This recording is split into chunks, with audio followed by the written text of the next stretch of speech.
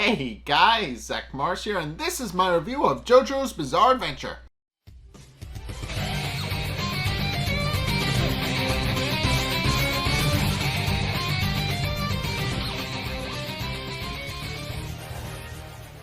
Okay, so this episode is a bit of a confusing one. So, essentially, I was right about the whole chariot thing, but also this episode is just confusing in that it establishes how the newsstand's ability actually works. And again, it's just very confusing, and I'll explain that in a minute. But in case the episode opens up where the last one left off, where Diablo had successfully killed Polnareff, and is trying to get the mystery stand to actually back down. He has no idea what it is, but proceeds to just slowly walk away from him.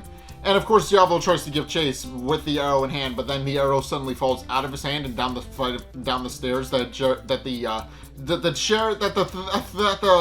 anime doesn't really name it, but the mystery stand that we know is Chariot, or at least is heavily implied to be Chariot. Diablo drops the arrow and it proceeds to pick it up, and Diablo is still insistent on knowing what it is, and also he doesn't remember dropping the arrow. But then he actually starts feeling very sleepy and begins to collapse and pass out. But also as he passes out, he just starts logicking his way through where the stand came from, noting that it seemed to come from where Silver Chariot disappeared and after retrieving the arrow. And notes that it must be connected in some way before falling asleep. And sure enough, in the Coliseum, it's at this point where Bucciardi actually winds up falling asleep as well, and which Giorno quickly realizes something is wrong and tries to tell the rest of the team that something is going on, but they are all asleep by this point, and Giorno slowly starts to fall asleep, and noting that there is in fact something very strange going on, but having no real idea about what's going on, he then proceeds to fall asleep as well.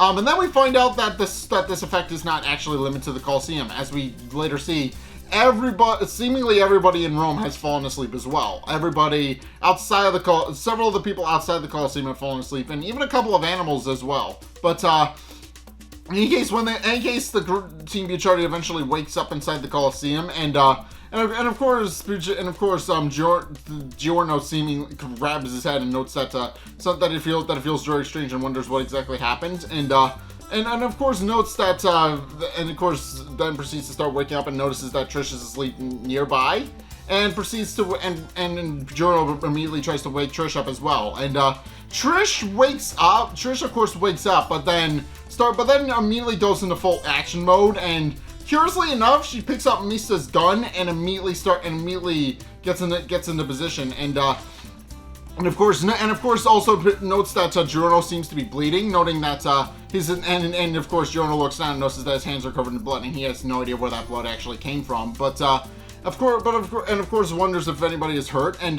it's at this point where Trish then proceeds to merely tells Giorno to hurry up and heal himself and everybody else, pointing out that if anybody's injured, they're going to need his help. But it's at this point where Giorno actually not only doesn't do that, but then proceeds to saddle up next to Trish and proceeds to wonder if she's seen him, if she's actually seen Giorno anywhere, which strikes Trish as a little bit odd. But of course, Trish just looks at him, pointing out that there's something very strange, clearly something very strange going on, but and doesn't fully understand what's going on, but then has a bit of a double take when Giorno calls her Trish, and then looks down to this and is interestingly enough surprised that she's a girl, and not only does she have breasts now, but apparently she used to have a penis, but claims that she doesn't anymore, but which of course once again strikes them both as odd, and eventually they hear a voice coming from inside Coco Jumbo, and what they quickly find out is that Narancia is waking up as well, but he's notably a little confused because of his injuries, which he shouldn't have, and of course, Giorno then proceeds to point out that those are the same injuries he got when he was in the mold, when he was affected by the mold, and it's to this point where it starts to become apparent what actually happened. And of course, they quickly realize that not only have Giorno and Narancia swapped places, and Narancia quickly figures out that they've actually swapped souls. He figures out that he and Giorno have swapped souls, and then when Mista's body wakes up, Trish and Mista quickly figure out that they've swapped souls as well, which of course causes them to panic, and it results in some really hilarious scenes. But of course, eventually, Giorno, as in Narancia's body, eventually does emerge from the turtle, and the two of them then, and of course the four of them then proceed to gather together and start figuring out what exactly is going on, and they quickly, of course, they quickly point out that they quickly realize that they've all swapped souls, and that they've swapped souls with whoever was closest to them. I mean, Misa is the one. Trish is the one to actually Misa is the one to actually posit the theory, pointing out that since he and Trish were sleeping next to each other, they swapped souls, and then since Giorno was holding Coco Jumbo at the time, he and Narancia wound up swapping souls as well. But of course, it's at this point where actually Trish, in a very humorous scene, Misa actually goes to itch himself in the crotch, but which of course Trish does not like particularly much, because Misa is currently in Trish's body. And Trish very much knows that, so she immediately pins Mista against the column and tells him to never do that again. And in a very matter-of-fact speak, he very much points out that if Mista does that again, that's obviously he's going to be very upset. And of course, Misa insists that he wasn't trying to do anything inappropriate. He was just trying to itch himself, because as it turns out, Trisha's panties and bra are itchy, and he's just trying to itch himself and scratch himself. But of course, Trish insists that if he tries to touch her in an almost inappropriate way ever again, she will curse him to death. But also, Trish quickly points out that she's not particularly that she's not happy to be Mista either. And Misa understandably is just very offended by what Trish has to say about his body. Of course, Trish just points out that not only does she smell really bad now, but also that her fingernails aren't clean, and also it's just overall just very unhappy, and that causes Misa to just get very self-conscious about his body and wondering if he actually does smell as bad as Trish claims, and of course wonders if he needs to actually consider taking more showers. But in case after that whole scuffle, the four of them then proceed to logic out that Bruciardi has fallen asleep, Bruciardi seems to have fallen asleep as well, and Narancia in Giorno's body then proceeds to try and approach Bruno, but Giorno then tells Narancia to back off, and then proceeds to point out that there's a very good reason for that, and of course Mista then logics out that what Giorno was actually thinking. That's apparent that of course everybody else swapped bodies, so it makes sense that Bruciardi would have swapped bodies as well. But they also point out that they also don't know who Bruciardi at this time has swapped bodies with. They don't know who's currently piloting Bruciardi's body. But of course they point out that that's actually the mystery that they need to solve if they hope to actually figure out who's actually where. And of course Giorno also points out that the boss was also in this area as well. So there's a very good chance it could be the boss or even their informant that they were trying to meet. And of course they point out that until they have further information, they have no idea what's going on. So of course it's at this point where Giorno suggests that Narancia should summon his Aerosmith to actually look around and figure out where their enemy is. And Narancia does immediately do that, but is then confused when it doesn't seem to be working, and is confused as to why Aerosmith doesn't seem to be coming out. And of course, he's very frustrated over the fact that his Aerosmith isn't working. But then Giorno points out that that's actually not what happens, and then points to a hole in the wall that is about the size and shape of Aerosmith. And of course, Narancia sees the hole and then looks around a bit more, and sure enough, discovers that Aerosmith is up in the air, but it's now a lot faster than he's used to. And even remarks that he's surprised how fast it's going. And of course, to test it out, Misa immediately pulls his gun out of Trish's waistband and immediately starts shooting, and immediately summons his Sex Pistols to actually fire off a shot. And quickly discovers that, and of course the Sex Pistols immediately comment on the fact that they feel energized and pumped up, even though they don't really know the cause or source of it. But do point out that they feel full of energy and proceed to actually destroy several pieces of an iron railing with one shot. Which Misa points out he's never been able to do before, and it's at this point where he begins to wonder what exactly the purpose of this stand is, since obviously it's debilitated them by having them swap all of their souls around, but he also points out that the problem is that it also seems to have empowered their stands as well, which he points out if it's an enemy, it's counterintuitive. And sure enough, they start logicking out. So at which point Narancia then proceeds to use Aerosmith's radar to actually look around and try and figure out where the enemy is. And of course, he doesn't really fully understand what's going on, and he can't actually find anything. But of course, he then quickly discovers that everybody around the city seems to be waking up, and they're having interesting reactions to the fact that they have been swapped souls. Case in point, there was a duo of cops who, one of which was a woman, who were actually transporting a seemingly dangerous criminal, and when they wake up, not only has the male cop been swapped into the body of the criminal, but he's actually locked the female. But the criminal has actually locked the female cop in her cuffs, and is very happy about the fact that he was able to do that, and is now able to actually abduct a police officer. But of course, there's also the fact that a woman has swapped with her baby child and is currently bawling on the floor while the mom is trying to figure out how to take care of her in her baby form. And also a man has swapped with the bird that landed on his windshield and fell asleep there, and is unable. And the guy can only really chirp as the bird in his body starts making chirping noises, unable to actually articulate itself any further than that.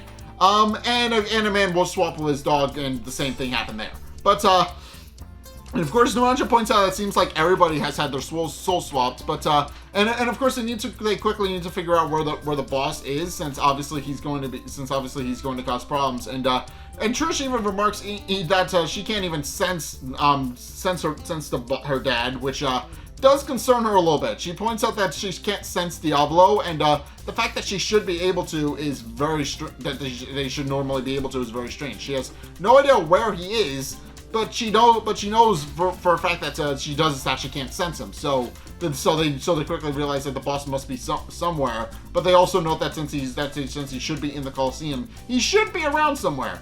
In any case, as they're all discussing what exactly is going on, they see Giorno sees Coco Jumbo climbing up onto a pillar, and then he hears a voice coming out of it saying that everything hurts.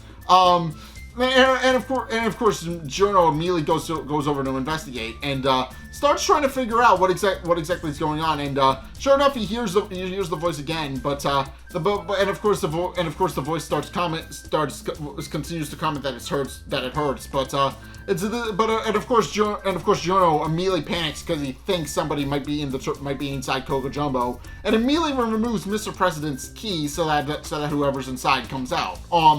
But then it's revealed that not only is that not worked, but that the person inside is actually a friend. And sure enough, the voice coming out of Coco Jumbo then proceeds to reveal that it's actually Polnareff, who, despite having been killed in the previous episode, managed to cling onto his soul just long enough so that the soul swapping shenanigans could work on him, and he got transported into Coco Jumbo. And And he then proceeds to explain what exactly is going on, and proceeds to explain that it is in fact actually his stand. He proceeds to explain how Chariot actually he actually used it in a last ditch effort to actually stop Diablo from getting the bow and from getting the arrow.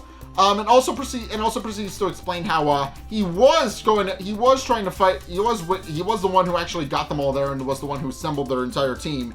And then proceeds to correctly address that Narancia and Giorno have swapped bodies and starts addressing Narancia as Giorno.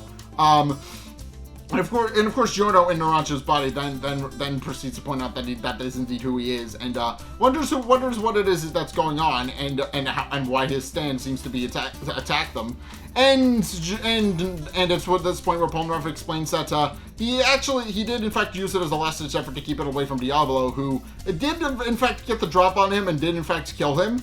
And explains how he was only able to cling on through sheer willpower. And sure enough, Narancia in Giorno's body then proceeds to go up to investigate and discovers that Polnareff is right and that there is a dead guy on the upper balcony. But also notes that it's only Polnareff's body. And this causes Polnareff to panic a little bit because he realizes that now Diablo is now MIA. And of course, and it's at this point where he then proceeds to explain what exactly happened, and explains how after he pierced the arrow, he explains how Silver Chariot has kind of gone berserk in a manner of speaking, and of course, Misa then scolds Polnareff, pointing out that he shouldn't have just let his stand go berserk and just go all over the place, but to this point where Polnareff points out that he really has no choice, as since he's dead, he can't really control his stand anymore, and also explains how it was going to go berserk regardless. And points out that the way it works is that it's only going to just go on a rampage and fulfill whatever requirement it was trying to do before he died. And then he proceeds to explain why he actually assembled them all there, because he explains how he clinged on long enough to actually share the information about what the arrow actually does. And that proceeds to explain that the way he discovered it was a complete accident. As he goes into a flashback, he then proceeds to explain that after getting debilitated by Diablo, he was hanging out in a farming village and accidentally dropped the arrow behind his dresser. And in an attempt to get it back, because he's currently wheelchair bound. He was currently wheelchair bound. He couldn't actually get to it himself without help. He contemplated leaving it there, but then decided that the best course of action would be to have Silver Chariot retrieve it for him. And the end result of that was that as Silver Chariot was reaching down to get the arrow, it accidentally pricked its finger on the arrow and evolved into its evolved form, Chariot Requiem. And this is the stand that's been that appeared at the end of last episode and has been tormenting the group for the better part of this episode. He then proceeds to explain how aside from himself, Chariot Requiem body swapped everybody on the farming village. All the animals and livestock fell asleep, as well as a few of the farmers. And quickly realizing that it was going to cause mass panic and that he couldn't fully control it, he immediately takes the arrow away from Silver Chariot and it returns back to normal. And then proceeds to explain that because of that, he actually figured out what the person behind the arrow was actually thinking about how obviously if it hits a person, it'll awaken their stand if they're able to have one. But if it hits the stand, it will cause it to evolve further and become more powerful. And he then proceeds to go on to explain because of that. Silver Chariot's ability, he pointed out that he wanted somebody from the group to figure it out who was trying to find Diablo's identity, because as he explains, he wasn't able to fully control it, but he's hoping one of them might be able to. And of course proceeds to point out that the arrow is neither their enemy or their friend, and that the only real choice is to actually use it to awaken a power that's capable of stopping Diablo. And especially because he points out he can't fight anymore, and obviously his stand has just gone berserk. And of course, Giorno then logics out that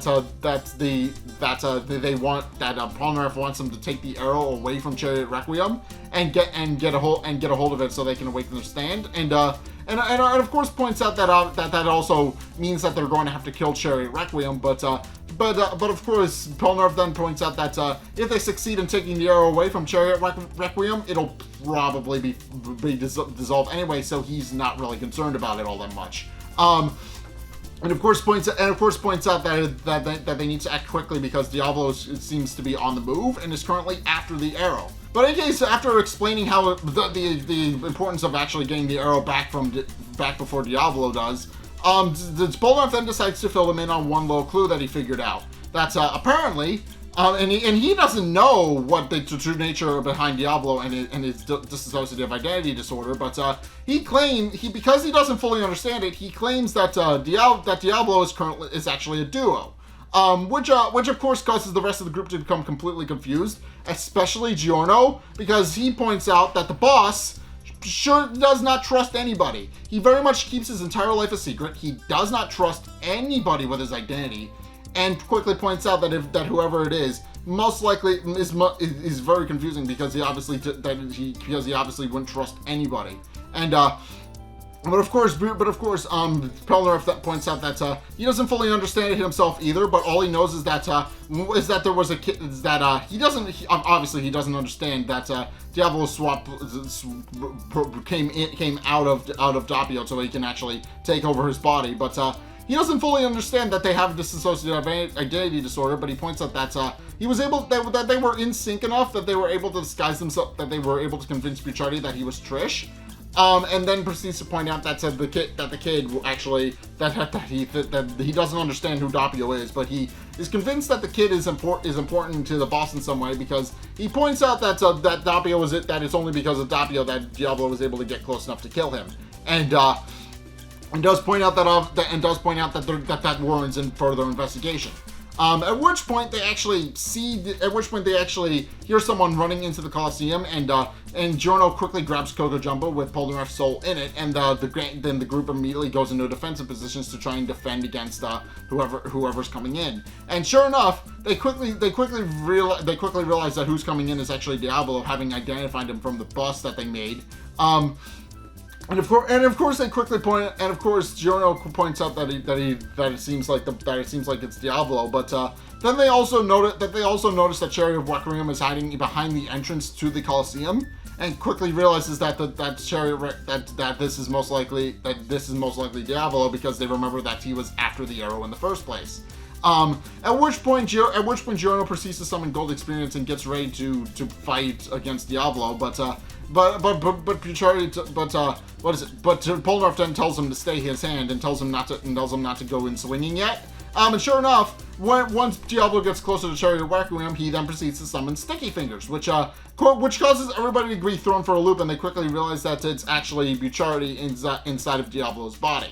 At which point Bucciardi then proceeds to punch off one of Chariot Requiem's arms and tries to take the arrow from it. So yeah, as I said, this episode's very confusing because there's a bunch of soul swap shenanigans. Everybody is now in a different body, and it's very confusing. This is a very confusing arc. It makes sense visually because you understand, because when you're watching the anime and reading the manga, you're able to see everybody talking and communicating. But as a review, it's very confusing to try and relate back to people because obviously there's the whole idea of them swapping bodies, and it makes you realize that now they're in a different body, now they're in a different location, and the anime does indeed provide a little handy card sheet so you can tell who's who, but essentially it's just a very confusing episode. It's very disorienting and hard to follow. So yeah, I understand if people just watch this review and we're like, I have no idea what he's talking about. And that's fair. Again, I always stress, watch the actual anime, watch the episode. But yeah, this one especially, because this one is a very confusing one to explain. This one's a very confusing one to explain. And so is the next episode, because this one's a two-parter. But it is very difficult to explain. But In any case, that's gonna do it for my review of JoJo's Bizarre Adventure. If you enjoyed this review, then be sure to check out my Discord link down in the description if you want to discuss it, or just leave me a comment. Also, be sure to check out my Patreon if you want to help support the show. It is only a couple bucks a month. You can find it in both in the end screen and in the link down in the description. Be sure to check out my Twitter so that you guys can keep up to date with what's going on. And also, finally, speaking of the end screen, check out the videos on the end screen as well. The top video is the most recent one. It may or may not be this one. Whereas above me was a video recommended to you based on what you've already seen from me. So if you want to try something new or see more of what you like, then be sure to check both of those videos out. But in any case, thank you guys so much for watching, and until next time, I will see you guys in the next video.